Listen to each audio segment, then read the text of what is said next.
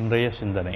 நமது வாழ்க்கையிலே ஒவ்வொருவருமே முன்னேற்றங்களை காண வேண்டும், உயர்வு நிலைகளை காண வேண்டும், வாழ்வியல் சிக்கல் இல்லாமல் சந்தோஷமாக இயங்க வேண்டும் என்கின்ற எண்ணம் இயல்பாக மனிதருக்குரிய எண்ணம்.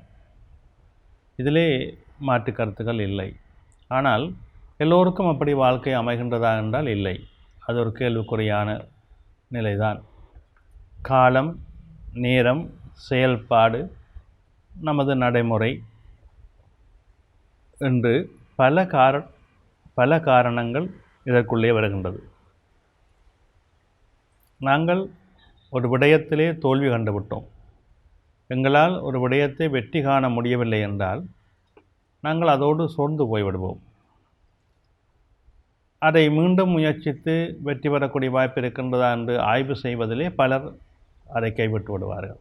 ஒரு சிலர் அதை விடாமல் தொடர்ந்து முயற்சி செய்து வெற்றியை பெற்று வருவார்கள். எனவே நமக்கு காரணமாக இருப்பது இந்த மனம்.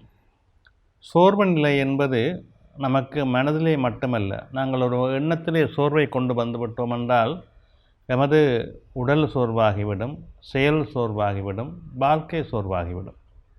எனவே இந்த சோர்வு நிலை என்பதை நாம் ஒவ்வொருவரும் தவிர்த்து பழகிக்கொள்ள வேண்டும்.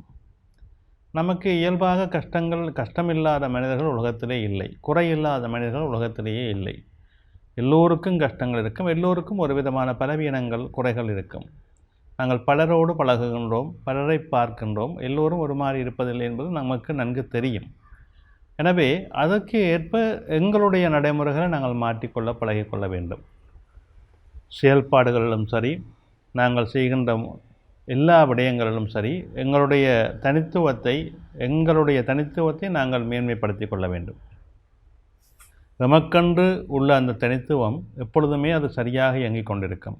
அதை நாங்கள் இயல்பாக முறையாக அதை நடைமுறைப்படுத்தி கொண்டிருந்தோமானால் பல விடயங்களிலே நாங்கள் வெற்றிகளை சூடலாம், வெற்றிகளை காணலாம்.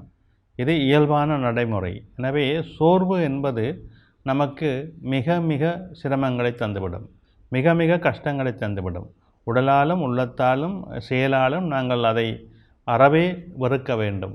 எங்களுக்கு வருகின்ற எந்த பிரச்சனைகளையும் தாங்கிக் கொள்ளுகின்ற மனதைரியத்தை நாங்கள் உள்வாங்கிக் கொள்ள வேண்டும். அந்த மனதைரியம் இருந்தால் பல விடயங்களிலே நாங்கள் சாதனைகளை செய்து கொள்ளலாம், மேன்மைகளை தொட்டுக்கொள்ளலாம், வெற்றிகளை தொட்டுக்கொள்ளலாம், உயர்ந்த நிலைக்கு நாங்கள் சென்று கொண்டே இருக்கலாம். அந்த உயர்ந்த நிலைக்கு சென்று கொண்டிருப்பதற்கு எங்களுடைய செயல்பாடுகள் மிக உன்னதமானவை, முக்கியமானவை. நன்றி.